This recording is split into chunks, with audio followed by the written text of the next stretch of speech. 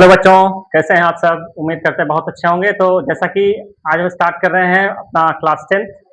आज हमारा chapter number 4 है। चौथा चैप्टर हमारा जो है द्विघात समीकरण, क्वाड्रेटिक इक्वेशन। बहुत इंपॉर्टेंट रहने वाला है ये। और इस चैप्टर में जो भी चीज़ें हम पढ़ेंगे वो बहुत थ्योरेटिकल के हिसाब से पढ़ेंगे। Theory plus questions, theory plus examples. क्योंकि जब तक आपको थ्योरी के बारे में पूरी जानकारी नहीं होगी तब तक आप क्वेश्चंस को बहुत आसानी से सॉल्व नहीं कर सकते। जैसा कि आप स्क्रीन पे देख रहे हैं द्विघात समीकरण, ठीक है। यहाँ पे मूलों की बात हम करेंगे इसके अगले वाले वीडियो में, ठीक है। तो चलिए पहले जान लेते हैं कि द्विघात समीकरण एक्चुअल में होता क्या है। और वीडियो में लास्ट तक जरूर बने रहें। अगर आप लास्ट तक वीडियो देखते हैं तो क्वाड्रेटिक इक्वेशन आपका जो है वो बहुत बेहतरीन तरीके से तैयार हो जाएगा। चलिए यहाँ पे आप स्टार्ट करते हैं क्वाड्रेटिक इक्वेशन, द्विघात समीकरण जिसको बोलते हैं। चलिए स्क्रीन पे जैसे कि आप देख रहे हैं द्विघात समीकरण के बारे में हम बात करने वाले हैं और ये बहुत इंपॉर्टेंट चैप्टर रहने वाला है आपके बोर्ड के हिसाब से। और यहाँ पे सबसे पहले हम समझेंगे कि द्विघात समीकरण एक्चुअल में होता क्या है। चलिए स्टार्ट करते हैं द्विघात समीकरण। देखिए जैसा कि यहाँ पे नाम इसका है द्विघात, इसका नाम जैसे कि आप देख रहे हैं क्या लिखा गया है, द्विघात समीकरण। यहाँ पे देख रहे हैं आप क्या लिखा है, द्विघात।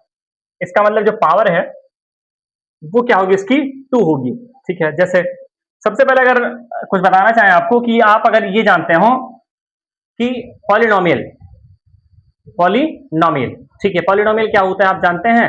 मान लीजिए आप अगर नहीं जान रहे हैं तो पॉलिनोमियल का पहले स्टैंडर्ड फॉर्म आप जान लीजिए क्या होता है। चलिए पॉलिनोमियल का मतलब होता है बहुपद, ठीक है। सबसे पहले अगर हम बात करें बहुपद की तो बहुपद को हम p ऑफ x से डिनोट करते हैं अगर x के फॉर्म में दिया गया है तो।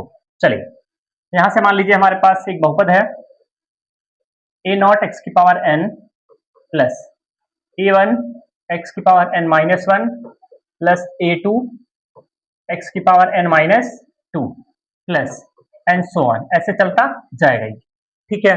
अब ये पॉलिनोमियल है लेकिन हमको यहाँ पे बात किसकी करनी है, समीकरण। समीकरण का मतलब होता है इक्वेशन। इक्वेशन का मतलब है जिसमें लेफ्ट हैंड साइड भी हो और राइट हैंड साइड भी हो, मतलब बायां पक्ष भी और दायां पक्ष भी हो, उसी को हम क्या बोलते हैं, समीकरण बोलते हैं। उसी को हम इक्वेशन बोलते हैं। जैसे मान लीजिए आप ये है, जैसे मान लीजिए हमने लिखा 2x प्लस 5 इक्वल टू 0, ये आपका क्या है, इक्वेशन है। ये आपका क्या है, समीकरण है। क्यों समीकरण है, क्योंकि यहाँ पे लेफ्ट हैंड साइड भी और राइट हैंड साइड भी है। आप इधर देख रहे हैं बराबर के बाईं तरफ वाले को लेफ्ट हैंड साइड बोलते हैं, बायां पक्ष बोलते हैं, और बराबर के दाहिनी तरफ वाली साइड को क्या बोलते हैं, दायां पक्ष, जिसको बोलते हैं राइट हैंड साइड। चलिए अब बात करें हमको बात करनी है किस पे, क्वाड्रेटिक पे बात करनी है, मतलब द्विघात पे बात करनी है। चलिए द्विघात की अगर बात करें, अब यही पॉलिनोमियल ऐसा हो जाए, ठीक है, अगर यही पॉलिनोमियल हमारा कुछ इस तरीके से हो जाए, क्या, A x square plus B x plus क्या सी, ये आपका है द्विघात। ये आपका क्या है, द्विघात। यहां पे है ये आपका क्या है, द्विघात जो है वो क्या है, बहुपद है। ये आपका क्या है, द्विघात बहुपद है। ये आपका क्या है, द्विघात बहुपद है। अब क्योंकि हमको समीकरण के बारे में पढ़ना है तो इसी को अगर हम ऐसा लिख दें क्या, कि A x square plus B x plus C equal to 0, ये आपका हो जाएगा द्विघात समीकरण। ये आपका क्या हो जाएगा, द्विघात समीकरण। साथ ही साथ यहाँ पे कुछ कंडीशंस भी हैं कि ये जो है द्विघात समीकरण कब होगा, जब यहाँ पे आपका ए जो है, जब यहाँ पे आपका जो ए है वो क्या हो जाए, नॉट इक्वल टू 0, मतलब आपका जो एक्स स्क्वायर का गुणांक है वो 0 नहीं हो सकता है। उसका रीजन क्या है कि अगर आप एक्स स्क्वायर के गुणांक ए को 0 कर देते हैं तो ये क्या हो जाएगा, 0 इंटू एक्स स्क्वायर। तो 0 में किसी भी नंबर से मल्टीप्लाई करेंगे क्या आएगा, 0 आ जाएगा, तब ये क्वाड्रेटिक नहीं रह जाएगा। अगर मान लीजिए ए हमारा 0 हो जाए, मान लीजिए अगर आपका ए जो है वो 0 हो जाए, तब देखिए क्या होगा। अगर आपका ए 0 हो जाता है तो ये पूरा क्या हो जाएगा, 0, 0 प्लस बी एक्स और प्लस सी इक्वल टू आपका क्या आ जाएगा, 0। तो यहां से b x plus C equal to क्या बचेगा, 0, और ये आपका हो जाएगा क्या, रैखिक समीकरण। उस कंडीशन में ये जो है आपका क्या हो जाएगा, ये हो जाएगा रैखिक समीकरण। तो ये आपको ध्यान देना है, क्या ध्यान देना है कि जो भी आपका एक्स स्क्वायर है, एक्स स्क्वायर का जो कोफिशिएंट है, मतलब एक्स स्क्वायर का जो गुणांक है वो कभी 0 के इक्वल नहीं हो सकता, तो ये आपको समझना है। तो कुल मिला के जब भी आपसे कोई पूछे कि आप द्विघात समीकरण बता दीजिए, तो द्विघात समीकरण बताने के लिए आप ये पूरा बताएंगे आप, ठीक है। ये आपको क्या करना होगा, पूरा बताना होगा कि x square plus B x plus C equal to zero, जहां पे ए नॉट इक्वल टू क्या होगा, जीरो होगा। मतलब एक्स स्क्वायर का जो गुणांक है वो कभी जीरो के इक्वल नहीं आ सकता है। ये आपको बहुत अच्छे से ध्यान में रखना होगा, क्योंकि अगर ए जीरो हो जा रहा है तो वो आपका क्या हो जाएगा, रैखिक समीकरण, लीनियर इक्वेशन बन जाएगा, ठीक है। चलिए, अब मेन काम हमको क्या पढ़ना है, द्विघात समीकरण के बारे में पढ़ना है। ये आपका होता है द्विघात, इसमें बहुत सारे कॉन्सेप्ट अभी आपको मिलने वाले हैं, लेकिन इस क्लास में नहीं। इसके लिए आपको थोड़ा सा वेट करना होगा, क्योंकि जब हम पढ़ेंगे यहाँ मूलों के बारे में, रूट्स के बारे में जब पढ़ेंगे, तो वहां बहुत डिटेल में हम पढ़ने वाले हैं, और वो सारी चीजें आपको बहुत सीखना बहुत ज्यादा जरूरी है, क्योंकि जब भी आप आगे मैथ पढ़ेंगे वहां वो सारी चीजें आएंगी, और उसका यूज जो है आपके क्लास 10th में भी है, ठीक है। जब भी आपका बोर्ड एग्जामिनेशन होगा तो वहां सारी चीजें पूछी जाती हैं आपसे, क्योंकि देखिए सिर्फ क्वेश्चन अगर आप सॉल्व कर रहे हैं, इसका मतलब आप अपने साथ बहुत गलत कर रहे हैं। अगर सिर्फ आप क्वेश्चन पढ़ के सॉल्व पेपर पास करना चाहते हैं, ये अब पॉसिबल नहीं है, क्योंकि पेपर जिस हिसाब से सेट होता है उसमें एग्जामिनर ये जानना चाहता है, ठीक है, बोर्ड ये जानना चाहता है कि आपका दिमाग कितने तेजी से चल रहा है, ठीक है। आप क्वेश्चन को डायरेक्ट नहीं पाएंगे कि ऐसा क्वेश्चन दिया रहेगा, कह देगा कि यहाँ पे इसका गुणनखंड कर दीजिए, ऐसे क्वेश्चन सब नहीं आते हैं पेपर में, ठीक है। तो थोड़ा सा ध्यान देना होगा आपको, ये सारी चीजें हैं, उम्मीद करते हैं आपको समझ में आ गया होगा। ये आपका है पॉलिनोमियल के स्टैंडर्ड फॉर्म, जिसको बोलते हैं, क्या बोलते हैं, बीजीय व्यंजक, ठीक है, बहुपद जिसको बोलते हैं, ठीक है। पॉलिनोमियल, थोड़ा सा इंग्लिश और हिंदी देखते रहिएगा। ये आपका है क्वाड्रेटिक इक्वेशन, ये आपका क्या है, द्विघात समीकरण है। ये आपका क्या है, द्विघात समीकरण, जिसको आप बोलते हैं क्वाड्रेटिक इक्वेशन, ठीक है। द्विघात समीकरण जिसको आप क्या बोलते हैं, क्वाड्रेटिक इक्वेशन। और ये आपका क्या है, रैखिक समीकरण, इसको बोलते हैं आप क्या, लीनियर इक्वेशन,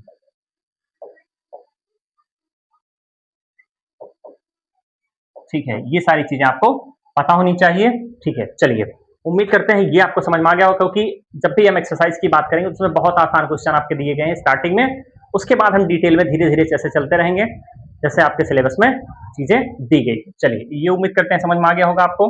जैसे एग्जाम्पल की अगर बात करें, चलिए इसको हटा देते हैं क्योंकि इसका काम नहीं है हमारे पास ज्यादा। चलिए, ये आप यहाँ से हटा सकते हैं, ठीक है। चलिए, अगर उदाहरण की बात करें, अगर हम एग्जाम्पल की बात करते हैं, पहला एग्जाम्पल आपके पास दिया गया हो, x square plus 5x plus 6 equal to 0। ये आपका क्या है, द्विघात समीकरण है।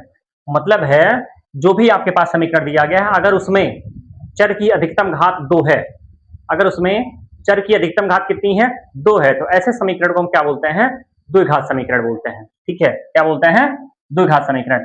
चर की अधिकतम घात क्या होनी चाहिए, 2 होनी चाहिए, ठीक है। इस तरीके से भी आप सीख सकते हैं, ठीक है, कि यहाँ पे चर की अधिकतम घात कितनी है, वो 2 है, तो वो समीकरण जो होगा आपका क्या होगा, वो द्विघात समीकरण होगा, ठीक है। या दूसरा एग्जाम्पल भी आप ले सकते हैं। एग्जाम्पल की बात करें तो दूसरा एग्जाम्पल आप अगर ऐसा ले लें, मान लीजिए आपके पास 2x स्क्वायर प्लस 7x और प्लस 3 इक्वल टू क्या है, ये भी आपका कैसा है, द्विघात समीकरण। क्यों द्विघात समीकरण है, क्योंकि यहाँ पे आपके पास जो चर है वो क्या है, x है, इसकी अधिकतम घात कितनी है, 2 है, तो ऐसे समीकरण को हम क्या बोलते हैं, द्विघात समीकरण बोलते हैं, ठीक है। उम्मीद करते हैं ये आपको इतना क्लियर हो गया होगा, समझ में आ गया होगा। वीडियो अगर पसंद आ रहा हो, आप चैनल को लाइक शेयर सब्सक्राइब जरूर करें, अपने दोस्तों के पास भी शेयर करें, ठीक है, जिससे वो भी इसको बहुत अच्छे से सीख पाए। चलिए आगे बढ़ते हैं, ये उम्मीद करते हैं आपको समझ में आ गया होगा, इसको नोट भी कर लें। चलिए आगे चलते हैं। अब देखिए, आपके पास प्रश्नावली 1.1, क्योंकि यहाँ पे थ्योरी ज्यादा नहीं थी एक्सरसाइज में, तो एनसीईआरटी के हम क्वेश्चन जो है वो सॉल्व करने वाले हैं, और बहुत अच्छे तरीके से उसको हम डिस्कस करेंगे, जिससे चीजें आपको जो है बहुत आसानी से समझ में आ जाए। चलिए बात करते हैं क्वेश्चन के, अपने पहले क्वेश्चन की देखिए जरा, क्या पूछ रहा है ये बोल रहा है, जांच कीजिए कि क्या निम्न द्विघात समीकरण है। चेक करना है, ये आपके पास जो क्वेश्चन दिए गए हैं, क्या ये द्विघात समीकरण है या नहीं है। कैसे हम चेक कर पाएंगे कि ये द्विघात समीकरण है, अगर चर की अधिकतम घात 2 निकलती है, सॉल्व करने के बाद चर की अधिकतम घात अगर 2 निकल के आती है, तो ऐसे समीकरण को हम क्या बोलेंगे, द्विघात समीकरण बोलेंगे। प्रश्नावली 4.1 है आपका, एक्सरसाइज 4.1 है। पहले की अगर बात करें, सॉल्व करते हैं पहला क्वेश्चन। देखिए जरा, पहला क्वेश्चन आपका क्या कह रहा है, x प्लस 1 का होल स्क्वायर और इक्वल टू आपका दिया गया 2 इंटू कितना x माइनस 3। अब जरा आप इसको सॉल्व करें। सॉल्व करने का क्या मतलब है, अब आप यहाँ पे क्या करेंगे, a प्लस बी का होल स्क्वायर वाला फार्मूला लगाएंगे। चलिए यहाँ पे अगर a प्लस बी का होल स्क्वायर वाला फार्मूला लगाएं, देखिए आपका क्या होगा, एक्स स्क्वायर प्लस 1 और प्लस कितना 2x इक्वल टू 2 से इधर मल्टीप्लाई कर दीजिए आप, ये हो जाएगा आपका 2x माइनस का कितना 6। अब अगर ध्यान से देखें यहाँ पे तो आप डायरेक्ट भी कर सकते हैं कि ये 2x इधर भी है इधर भी है, कैंसिल हो जाएगा। अगर सेम साइन है दोनों साइड में है, मतलब अगर समान चिन्ह है और वही चीज लेफ्ट साइड में भी है वही चीज राइट साइड में भी, आप काट सकते हैं। नहीं काटना चाहें तो इसको इधर लेके आते हैं, जरा देखिए सॉल्व करते हैं। यह जाएगा आपका x square plus 1 plus 2x minus 2x और प्लस का 6 इक्वल टू क्या 0। आप ये जानते हैं कि पक्षांतर करने पे जो चिन्ह है वो क्या होता है, बदल जाता है। इधर से इधर आएगा तो माइनस हो जाएगा, या प्लस रहेगा तो माइनस रहेगा, तो क्या हो जाएगा प्लस हो जाएगा। चलिए ये देखिए ये कैंसिल आउट हो गया आपका, क्या बचा आपके पास एक्स स्क्वायर प्लस 6 प्लस 1 कितना आपके पास आ गया 7 इक्वल टू क्या हो गया 0। ठीक है, ये आपके पास आ गया इक्वेशन क्या, x square plus 7 equal to 0। क्या ये द्विघात समीकरण है या नहीं है, आपको ये बताना है। जरा सोच के बताइए क्या ये द्विघात समीकरण है कि नहीं है। बिल्कुल द्विघात समीकरण है। क्यों द्विघात समीकरण है, क्योंकि यहाँ पे देखिए चर क्या है, x है, x की अधिकतम घात कितनी है 2 है, x की अधिकतम घात कितनी है 2 है, तो ऐसे समीकरण को हम क्या बोलते हैं, द्विघात समीकरण बोलते हैं। चलिए ये उम्मीद करते हैं समझ में आ गया होगा। ऐसे ही क्वेश्चन आपको क्या कर रहे हैं, सॉल्व कर रहे हैं। चलिए दूसरा सॉल्व कर लेते हैं। दूसरे क्वेश्चन की अगर बात करें, जरा देखिए ध्यान से। अगर दूसरे क्वेश्चन की बात करें तो आपके पास क्या दिया गया है, दूसरा क्वेश्चन देखिए जरा, यहाँ पे क्या है एक्स स्क्वायर माइनस का 2x इक्वल टू, आप इधर मल्टीप्लाई कर दीजिए, माइनस 2 से मल्टीप्लाई करेंगे 3 में कितना आएगा माइनस का 6 और माइनस इंटू माइनस प्लस कितना आ जाएगा आपके पास 2x। ठीक है, चलिए अब जरा इसको इधर लेके आते हैं, क्या होगा यहाँ से देखिए जरा, अगर इसको हम इधर लेके आते हैं, ये आपका आ जाएगा x square minus 2x plus का 6 और माइनस का 2x इक्वल टू क्या आ जाएगा आपके पास 0। और जरा सॉल्व कर लीजिए इसको, एक्स स्क्वायर माइनस 2x कितना हो जाएगा माइनस का 4x और प्लस 6 इक्वल टू क्या 0। चेक करिए जरा क्या ये द्विघात समीकरण है या नहीं है। ध्यान से देखिए जरा, क्या ये आपका द्विघात समीकरण है या नहीं है। बिल्कुल द्विघात समीकरण है। क्यों द्विघात समीकरण है, क्योंकि यहाँ पे चर की अधिकतम घात कितनी है, यहाँ पे 2 है। ये भी समीकरण आपका कैसा है, द्विघात समीकरण है। तो उम्मीद करते हैं ये आपको बहुत अच्छे समझ में आ गया होगा। ठीक है, अब इसके कुछ पार्ट आप सॉल्व करेंगे और वो आपके लिए होमवर्क है। चलिए अभी कुछ और सॉल्व कराते हैं कुछ पार्ट। चलिए उम्मीद करते हैं ये आपको बहुत अच्छे समझ में आ गया होगा यहाँ से, तो इसको नोट कर लें, बढ़ते हैं अपने अगले क्वेश्चन की तरफ। चलिए आगे चलते हैं, इसको आप नोट कर लें पहले जरा। ठीक है, नोट हो गया होगा बिल्कुल। चलिए आगे चलते हैं, इसके अगले पार्ट की तरफ चलते हैं। अभी देखिए अभी भी इतने पार्ट इसमें बचे हैं, तो एक पार्ट और सॉल्व कर देते हैं, उसके बाद 3 पार्ट आप इसको अपने मन से सॉल्व करेंगे। होमवर्क आपके लिए भी है। चलिए आगे चलते हैं, देखिए जरा इसका तीसरा पार्ट क्या कह रहा है। तीसरा पार्ट आपके पास कुछ इस तरीके से दिया गया है, x माइनस 2 और कितना दिया गया है x plus 1 equal to x minus 1 और कितना दिया गया आपके पास x प्लस 3। चलिए सॉल्व कर लेते हैं इसको भी सॉल्व कर लेते हैं बहुत आराम से। देखिए जरा, मल्टीप्लाई जब करेंगे आप क्या होगा, ये आ जाएगा आपके पास एक्स स्क्वायर प्लस एक्स का मल्टीप्लाई दोनों में करना है, फिर माइनस के साथ 2 का करना है, तो ये आएगा माइनस का 2x और माइनस का कितना 2। ये आप करना जानते होंगे, ये उम्मीद कर रहे हैं आपसे। चलिए आगे राइट साइड में चलते हैं, इधर भी मल्टीप्लाई करिए आप, एक्स स्क्वायर प्लस का 3x और माइनस 1 से करेंगे तो माइनस x और माइनस का कितना आ जाएगा आपके पास 3। सॉल्व कर लीजिए जरा, सबको इधर लेके आते हैं। पहले थोड़ा सा एक लाइन और सॉल्व कर लें जरा, यहाँ पे देखिए क्या होगा, ये होगा आपके पास, देखिए जरा एक्स स्क्वायर माइनस 2 प्लस 1 कितना आ जाएगा आपके पास माइनस x माइनस कितना 2 इक्वल टू, यहाँ आपके पास क्या है x square plus 3 plus minus के 1 कितना आएगा प्लस का 2x माइनस का कितना आ गया आपके पास 3। सबको आप इस साइड लेके आइए। देखिए जरा, ये आपके पास आ गया एक्स स्क्वायर माइनस का x माइनस का 2 माइनस, इसको लेके आएंगे साइन बदल जाएगा, एक्स स्क्वायर माइनस का कितना 2x प्लस का कितना 3 इक्वल टू आपके पास कितना आ गया राइट साइड में 0 आ गया। अब ध्यान से अगर देखें यहाँ पे, ये माइनस का एक्स स्क्वायर, ये माइनस का क्या एक्स स्क्वायर और ये आपका प्लस का एक्स स्क्वायर कैंसिल हो गया। देखिए माइनस 2x और माइनस x कितना आ गया आपके पास माइनस का 3x। ठीक है, +3 -2 आपके पास कितना आ गया, प्लस का 1 इक्वल टू क्या आ गया आपके पास 0।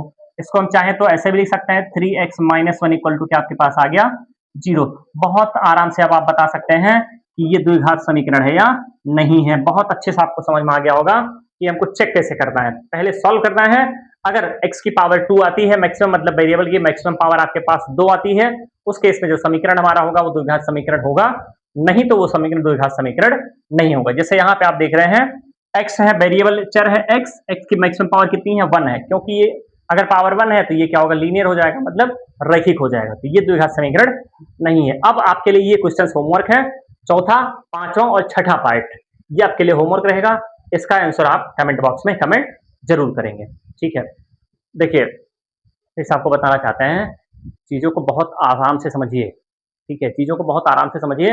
ये एकदम बेसिक चीज़ें अभी आपको बताई जा रही हैं, उसके बाद जब हम थ्योरेटिकल पार्ट में बहुत अच्छे से जब चलेंगे, तो वहाँ पे जो चीज़ें हैं आपको बहुत नई-नई चीज़ें बताई जाएँगी, उसके लिए आपको थोड़ा-सा वेट करना पड़ेगा, ठीक है। चलिए पहले इस क्वेश्चन को सॉल्व कर लेते हैं थोड़ा-सा, उसके बाद क्योंकि 4.1 में एक्सरसाइज जैसे हम सिर्फ बात कर रहे हैं अभी एनसीईआरटी पे, ठीक है।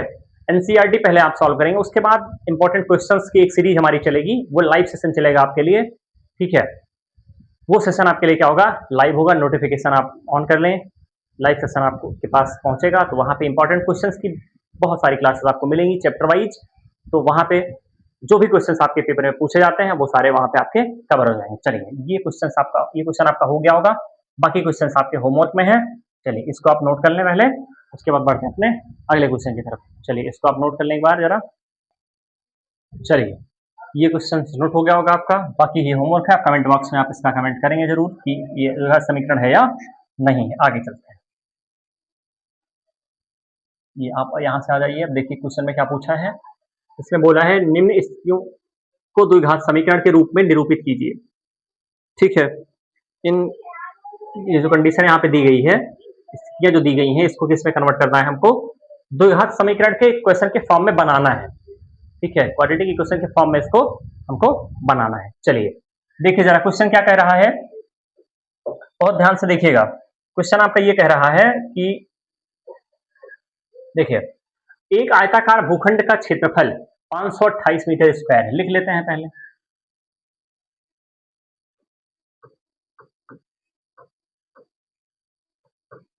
आयताकार भूखंड का क्षेत्रफल कितना दिया गया आपका 528 मीटर स्क्वायर। उसके बाद क्या कह रहा है, क्षेत्र की लंबाई मीटरों में चौड़ाई के दुगने से एक अधिक है। मतलब जो लंबाई है, क्षेत्र की जो लंबाई है वो चौड़ाई के दो गुने से, मतलब आप ये सोचिए कि आप पहले चौड़ाई को मानेंगे कि लंबाई को मानेंगे। आप ये जरा सोचिए एक बार कि आप पहले चौड़ाई को मानेंगे कि लंबाई को मानेंगे, ठीक है, क्योंकि दिया कुछ नहीं गया है।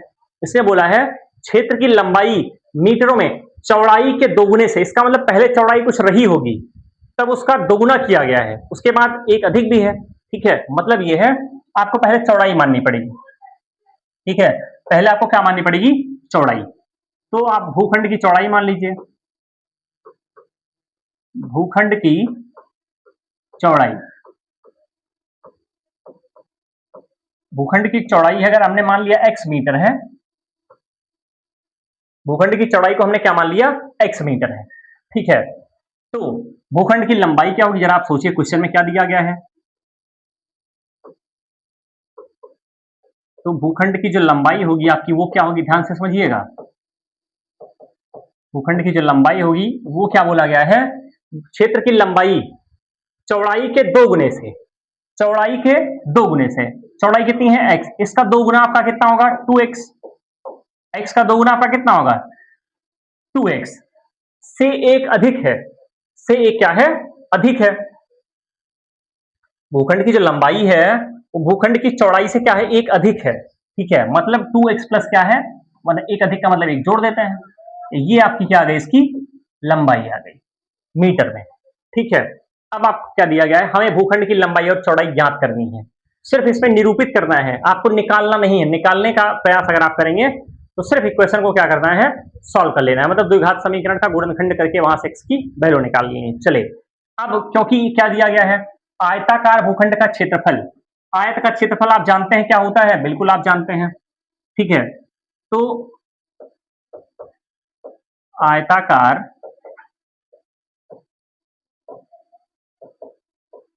भूखंड का जो क्षेत्रफल है वो आपका कितना दिया गया, 528 मीटर स्क्वायर, ठीक है। और आप जानते हैं कि आयताकार भूखंड का क्षेत्रफल, आयत का जो क्षेत्रफल होता है वो क्या होता है, लंबाई गुणे चौड़ाई। आयत का क्षेत्रफल क्या होता है, लंबाई गुणे चौड़ाई। तो लंबाई आपके पास क्या है, लंबाई आपके पास है 2x+1। लंबाई आपके पास क्या है, 2x+1, ठीक है, इंटू चौड़ाई आपके पास क्या है, x है, बराबर कितना दिया गया है, ये 528। अब देखिए मीटर स्क्वायर कहां नहीं लिख रहे हैं, मीटर स्क्वायर इधर, इधर भी मीटर, इधर भी metre, metre into metre, metre square से मीटर स्क्वायर आपका क्या हो जाएगा, कैंसिल हो जाएगा, कट जाएगा आपका, ठीक है। तो आप इसको जरा सॉल्व कर लें, x से मल्टीप्लाई करेंगे तो आपके पास आएगा यहां से 2x² प्लस का कितना, x, इसको जब इस साइड लेके आएंगे तो कितना आ जाएगा, माइनस का 528 और बराबर आपका क्या आ जाएगा, 0। ध्यान से इसको देखें अगर आप, तो ये आपको क्या बन के दिख रहा है, आपका क्या दिख रहा है, ये आपका द्विघात समीकरण है। सिर्फ उसने बोला था समीकरण के रूप में निरूपित कीजिए, द्विघात समीकरण के रूप में क्या करना है, निरूपित करना है। ये आपका आंसर आ जाएगा, द्विघात समीकरण के फॉर्म में आपने इसको कन्वर्ट कर दिया। फिर से समझ लें, अगर क्वेश्चन में दिया गया था आयताकार भूखंड का क्षेत्रफल 528 मीटर स्क्वायर है, कहा था उसने कि भूखंड की लंबाई जो है वो चौड़ाई के 2 गुने से 1 ज्यादा है। भूखंड की चौड़ाई को अगर हम x मान लें तो लंबाई उसका 2 गुना है, x का 2 गुना कितना होगा, 2x, एक ज्यादा है मतलब प्लस कितना है, 1 है। ऐसे क्वेश्चन आप इस तरीके से इसको सॉल्व कर सकते हैं। चलिए इसको आप नोट कर लें, उसके बाद चलते हैं अपने अगले क्वेश्चन की तरफ। चलिए इसको आप नोट करें, बढ़ते हैं अपने अगले क्वेश्चन की तरफ। चलिए उम्मीद करते हैं नोट हो गया आपका, आगे चलते हैं अपने अगले क्वेश्चन की तरफ। चलिए अगला क्वेश्चन देखते हैं। देखिए जरा क्वेश्चन क्या कह रहा है, बहुत आसान क्वेश्चन है, आपको सॉल्व करना है कैसे है, ये अप्रोच आपको अगर पता है तो कोई भी क्वेश्चन आप बहुत आसानी से सॉल्व कर ले जाएंगे। चलिए क्या बोला इस क्वेश्चन ने, बोला है इसमें दो क्रमांकित धनात्मक पूर्णांकों का गुणनफल 306 है, हमें पूर्णांकों को ज्ञात करना है, ठीक है, यहाँ पे निरूपित ही करना है। अब आप ध्यान से सुने, दो धनात्मक पूर्णांक, धनात्मक पूर्णांक मतलब क्या होते हैं, पूर्णांक तो 0 भी होता है, पूर्णांक 1 भी होता है, यहाँ पे कोई दो धनात्मक पूर्णांक हम ले सकते हैं। क्रमागत बोला है मतलब अगर आपके पास 1 है तो अगला धनात्मक पूर्णांक आपके पास क्या लेना पड़ेगा, 2 लेना पड़ेगा। इसका मतलब है कि अगर हम मान लें, माना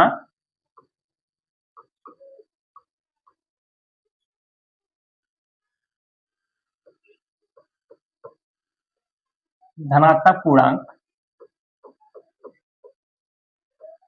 आपका क्या है, x और x प्लस क्या है, 1 है। ऐसा क्यों कर रहे हैं, ध्यान से सुनिएगा जरा, देखिए अगर हमने एक पूर्णांक x 1 माना है तो दूसरा क्रमागत मतलब इसके जस्ट बाद वाला कौन सा पूर्णांक होगा, 2 होगा। अब सोचिए जरा 1 के बाद 2 कब आया होगा, जब हमने इसमें 1 क्या किया, ऐड किया, जब एक हमने इसमें क्या किया, जोड़ दिया। अब आप अगर इसको हम x ले रहे हैं तो दूसरा कब आया होगा, जब उसमें हम क्या करेंगे, 1 ऐड करेंगे। इसीलिए हमने क्या लिया, x लिया, और x प्लस क्या लिया, 1 लिया। नहीं आप चाहते इसको लेना तो आप x+1 ले लें, x प्लस क्या ले लें, 2 लें, सभी आप कर सकते हैं, कोई दिक्कत नहीं है, जैसे आप करना चाहें सॉल्व कर सकते हैं। तो ये सबसे आसान है आपका। चलिए देखिए अब क्वेश्चन ने क्या बोला है, क्वेश्चन में बोला है कि का गुणनफल, दो धनात्मक पूर्णांकों का गुणनफल मतलब इनका गुणनफल, तो इनका जो गुणनफल है वो क्या दिया गया है, वो क्या दिया गया आपका, इनका गुणनफल कितना दिया गया आपका, 306। चलिए इनका गुणनफल मतलब पूर्णांकों का, पूर्णांक क्या आपके पास, x और कितना, x+1, कितना दिया गया आपका, 306। सॉल्व कर लीजिए आप, इसको मल्टीप्लाई करेंगे तो x² प्लस कितना, x, इसको इधर आप लेके आएंगे माइनस का 306 इक्वल टू आपका क्या हो जाएगा, 0। देखिए जरा ये आपका द्विघात समीकरण बना नहीं बना, क्वाड्रेटिक इक्वेशन बना नहीं बना, बिल्कुल बन गया। आप देख रहे हैं वेरिएबल क्या x है, मतलब चर क्या आपका x है, उसकी अधिकतम घात कितनी है, 2 है, ठीक है। तो इस तरीके से आप इस क्वेश्चन को भी सॉल्व कर सकते हैं। चलिए इसको भी आप क्वेश्चन को नोट कर लें, उसके बाद बढ़ते हैं अपने अगले क्वेश्चन की तरफ। चलिए इसको आप नोट कर लें ध्यान से एक बार जरा। चलिए ये क्वेश्चन आपका नोट हो गया होगा, बढ़ते हैं अपने अगले क्वेश्चन की तरफ। चलिए अगला क्वेश्चन, अगला क्वेश्चन आपके पास कुछ स्क्रीन पर इस तरीके से दिख रहा है, देखिए जरा ध्यान से।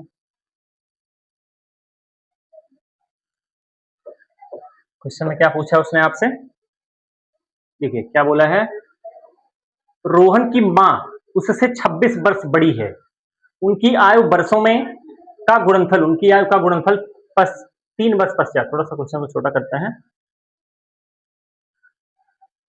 अब क्वेश्चन ये आया पूरा, देखिए जरा क्वेश्चन ने क्या कहा है, आप इसको ध्यान से देखेंगे बार जरा फिर से। क्वेश्चन ने आपसे बोला है, रोहन की माँ उससे 26 वर्ष बड़ी है, उनकी आयु का गुणनफल अब से 3 वर्ष पश्चात, मतलब 3 वर्ष बाद 360 हो जाएगी। हमें रोहन की वर्तमान आयु ज्ञात करनी है, ठीक है, ज्ञात करनी है के लिए हमको एक क्वेश्चन बना के देना है सर, ठीक है। चलिए अब देखिए, रोहन की माँ उससे 26 वर्ष बड़ी है, तो सबसे पहले स्टार्ट कहां से करेंगे, रोहन से।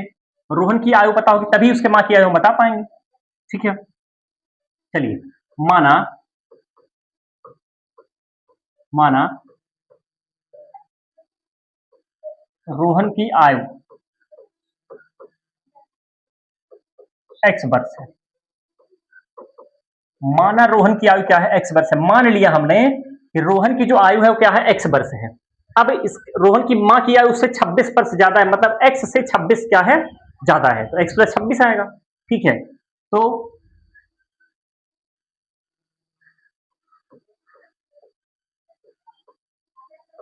रोहन की माँ की आयु, ये आपका क्या हो जाएगा, x + 26 वर्ष। उम्मीद करते हैं आपको समझ में बहुत अच्छे से आ रहा होगा, ठीक है। जैसे मान लीजिए आपकी उम्र जो है वो 15 साल है, आपकी उम्र क्या है, 15 साल है, और आपके माँ की उम्र जो है वो इससे 26 साल ज्यादा है। मान लीजिए आपकी उम्र कितनी साल है, 15 साल है। अब आपके माँ की उम्र जो है इससे 26 वर्ष ज्यादा है, तो इससे 26 वर्ष ज्यादा, इसका मतलब इसी में तो आप 26 ऐड करेंगे, 15 प्लस कितना, 26। तो अगर हमने इसको x माना है तो इसको क्या मानना पड़ेगा, x प्लस कितना, 26। इसीलिए हमने ऐसा किया है, x मान लिया और क्या मान लिया, x + 26, इस तरीके से आपको मानना है। चलिए अब क्वेश्चन ने क्या बोला है, फिर से देखिए जरा, क्वेश्चन क्या कर रहा है, उनकी आयु का गुणनफल अब से 3 वर्ष पश्चात, तो कंडीशन क्या उसने दे दिया, 3 वर्ष बाद, 3 वर्ष पश्चात का मतलब होता है बाद, 3 वर्ष बाद। देखिए तो 3 वर्ष बाद जरा देखिए रोहन की आयु क्या होगी, आप जरा ध्यान से बताएं एक बार। 3 वर्ष बाद रोहन की आयु क्या होगी, आप एक बार सोच के जरा बताएं ध्यान से। पहले कितनी थी, x वर्ष थी, 3 वर्ष बाद कितनी होगी, x + 3। ये तो आप बहुत अच्छे से समझ सकते हैं, कितने वर्ष होगी, x + 3 वर्ष, ठीक है। अगला उसके माँ की आयु,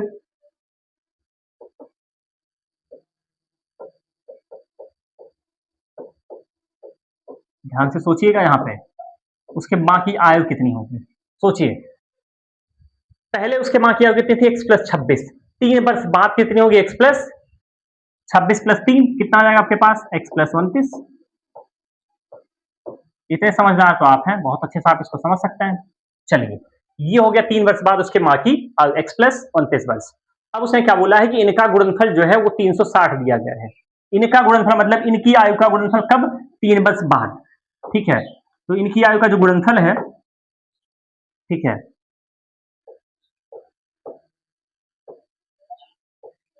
आयु का गुणनफल यहां लिख दे रहे हैं 3 वर्ष पश्चात, मतलब 3 वर्ष बाद, ठीक है। वो कितना दिया गया आपके पास, 360, कितना आपके पास दिया गया, 360, ठीक है। ये चलिए अब देखिए जरा, उनकी आयु का गुणनफल 3 वर्ष बाद कितना है, रोहन की आयु कितनी है, x + 3, रोहन की आयु के पास कितनी है, x + 3 वर्ष। उसके माँ की आयु कितनी है, x + 29 वर्ष, बराबर कितना दिया गया है, 360। अब आप इसको अगर मल्टीप्लाई करना चाहते हैं तो मल्टीप्लाई कर सकते हैं, यहां से देखिए डायरेक्ट आंसर लिखे हैं, मगर क्या आएगा देखिए जरा, x² + 29 + 3 कितना आएगा, 32x, और प्लस ये आपका कितना आएगा, 87, और माइनस इधर आप इसको लेके आइए, 360 = आपके पास क्या आ जाएगा, 0। इसको आप सॉल्व कर सकते हैं, यही जो है आपका क्या हो जाएगा, इक्वेशन हो जाएगा। ठीक है, ये आपका आ गया इक्वेशन। उम्मीद करते हैं बहुत अच्छे से आपको ये भी क्वेश्चन समझ में आ गया होगा, बहुत बारीकी से आप समझते रहे। को देखिए बहुत ज़्यादा प्रेशर नहीं डालना है, बहुत ज़्यादा प्रेशर नहीं देना है। ठीक है, बेसिक तरीके से एकदम आपको समझना है। ठीक है, जैसे जैसे आगे बढ़ते रहेंगे वैसे वैसे नए नए कॉन्सेप्ट आपको बताते रहेंगे। अभी हमने क्वाड्रेटिक के ग्राफ के बारे में पढ़ा ही नहीं है, अभी हमने इसके ग्राफ के बारे में बिल्कुल पढ़ा नहीं। ठीक है, इसका ग्राफ मतलब कि द्विघात समीकरण का ग्राफ कैसे बनता है। ठीक है, चलिए ये आपको उम्मीद करते हैं समझ में आ गया होगा। इस क्वेश्चन को आप नोट कर लें, उसके बाद बढ़ते हैं अपने अगले क्वेश्चन की तरफ। तब तक इसको आप नोट करें। ठीक है, नोट करिए। चलिए, ये क्वेश्चन आपका सॉल्व हो गया होगा, आप नोट कर लिए होंगे। चलिए आगे बढ़ते हैं, अगले क्वेश्चन की तरफ चलते हैं। चलिए, लास्ट क्वेश्चन आपका इस एक्सरसाइज का है। इस तरीके से आपका एक्सरसाइज ये हो जाएगा कंप्लीट। चलिए देखते हैं क्वेश्चन में करना क्या है। अब देखिए जरा क्या बोला है, एक रेलगाड़ी 480 किलोमीटर की दूरी समान चाल से तय करती है। यदि इसकी चाल 8 किलोमीटर प्रति घंटे कम होती तो वह उसी दूरी को तय करने में 3 घंटे अधिक समय लेती। हमें रेलगाड़ी की चाल ज्ञात करनी है। ठीक है, सबसे पहले अगर बात करें, देखिए क्या दिया गया है यहाँ पे, इसकी चाल जो है वो दी गई है क्या, इसकी जो चाल है वो क्या दी गई है यहाँ पे, 8 किलोमीटर प्रति घंटे कम होती है। ठीक है, तो रेलगाड़ी की चाल मान लीजिए हमने क्या ले लिया, x किलोमीटर प्रति घंटा।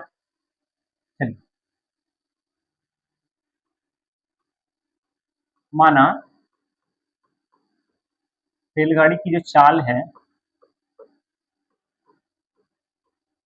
वो हमने क्या ले लिया, x किलोमीटर प्रति घंटा।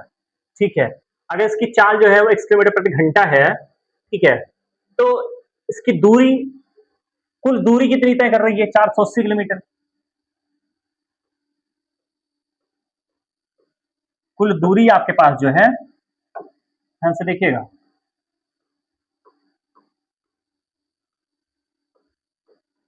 कुल दूरी जो तय कर रही है वो कितना कर रही है, 480 किलोमीटर। ठीक है, क्या कर रही है, 480 किलोमीटर। अब देखिए ये चाल और ये दूरी, समय कितना होगा, कितने समय में तय करती है, ये कैसे निकालेंगे हम, देखिए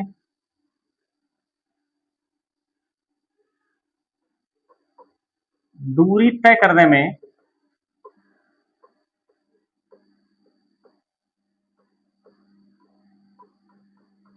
लगा समय क्या होगा वो, देखिए दूरी तय करने में लगा समय जो होगा वो क्या होगा, दूरी बटे चाल। दूरी आपके पास क्या है, 480 बटे चाल आपके पास क्या है, x किलोमीटर। यहाँ पे क्या हो जाएगा ये, चलिए एक सेकंड हो जाइएगा, ध्यान से देखिएगा जरा। चलिए देखिए, दूरी तय करने में लगा समय 480 बटे क्या हो जाएगा आपके पास, x। उसके बाद ये क्या कह रहा है, ये अब तो आपका हो गया ऊपर वाली लाइन ये। ठीक है, उसके बाद कह रहा है यदि चाल 8 किलोमीटर घंटे कम होती, यदि जो चाल है वो 8 किलोमीटर प्रति घंटा क्या होती, कम होती। ठीक है, चलिए आगे बढ़ते हैं। यदि चाल 8 किलोमीटर प्रति घंटे क्या होती, कम होती, तब कितना समय लगता, बताइए अब कितना समय लगता। ठीक है, क्या हो जाता है यहां से, 480 और बटे कितना, x माइनस 8, 480 और बटे कितना, x माइनस 8। अब उसने क्या बोला है, कम होती तो वह उसी दूरी को तय करने में 3 घंटे अधिक समय लेती। तो वह उसी दूरी को, ठीक है, इसी दूरी को तय करने में कितना समय लेती, 3 घंटे और अधिक समय लेती। कहने का मतलब आप ये है, अगर यहां से हम ये निकालना चाहें, अगर आप ऐसा करते हैं 3 घंटे अधिक समय लेती तो हमें रेलगाड़ी की चाल ज्ञात करनी है, तो मतलब ऐसा निकालें, अगर हम ये करते हैं, देखो 8 किलोमीटर प्रति घंटे चाल अगर कम होती तो समय कितना लगता उसमें, 480 और बटे कितना, x माइनस 8। ठीक है, ये समय निकाल रही है क्योंकि 3 घंटे अधिक समय ले रही है। ठीक है, समय की बात कर रहे हैं। और चाहे आप इक्वल टू कर दें ऐसा कि समय आपका कितना है 480 बटे एक्स और प्लस 3, क्योंकि 3 घंटे और समय लेती उसी चाल को पूरा करने में, ठीक है, वो कितना समय लेती, 3 घंटे और अधिक समय लेती उसी चाल से, ठीक है। अब आप इसको सॉल्व कर लें, इसको आप इधर लेके आइए जरा, इसको हम क्या लिख सकते हैं 480 बटे एक्स माइनस 8 माइनस 480 और बटे एक्स और बराबर कितना हम 3, ऐसे भी इसको लिख सकते हैं। अब कुल मिला के आपको इसी क्वेश्चन को आपको सॉल्व करना है। इस इक्वेशन को सॉल्व करके आप एक क्या बनाएंगे, द्विघात समीकरण बना देंगे और वही आपका क्या होगा, आंसर हो जाएगा। उम्मीद करते हैं ये आपके लिए होमवर्क है इतना, अब आप इसको सॉल्व कर ले जाएंगे, ठीक है।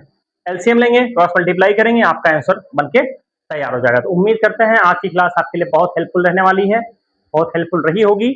तो अगर आपको वीडियो पसंद आया हो तो हमारे चैनल को लाइक शेयर और सब्सक्राइब जरूर करें, नोटिफिकेशन जरूर ऑन कर लें, क्योंकि जब भी आपको क्लासेस मिलती रहेंगी, ठीक है, जब भी आप यहाँ पे आपके लिए क्लास होगी, जिससे वो आप तक पहुंच जाए बहुत आसानी से, ठीक है। और कुछ चीजें जो है उसके थोड़ा सा आपको वेट करना होगा। इसके अभी हमने एनसीईआरटी पे यहाँ पूरा फोकस किया है, उसके बाद जैसे ही आपका चैप्टर कंप्लीट होगा, इस चैप्टर के पूरे इंपॉर्टेंट क्वेश्चंस जो है वो आपको लाइव सेशन के साथ मिलने वाले हैं। बहुत जबरदस्त सेशन होगा, लाइव सेशन होगा। आपको थोड़ा बहुत यहाँ पे जो असुविधाएं हो रही हैं, देखिए कभी कभी ये क्वेश्चन जो है आपका बहुत ज्यादा लाइट उस पर आ जा रही है, ये सारी समस्याएं आपके दूर होने वाली हैं बहुत जल्द ही, और आपको बहुत प्योर स्टूडियो वाली क्लास आपको मिलने वाली है, ठीक है।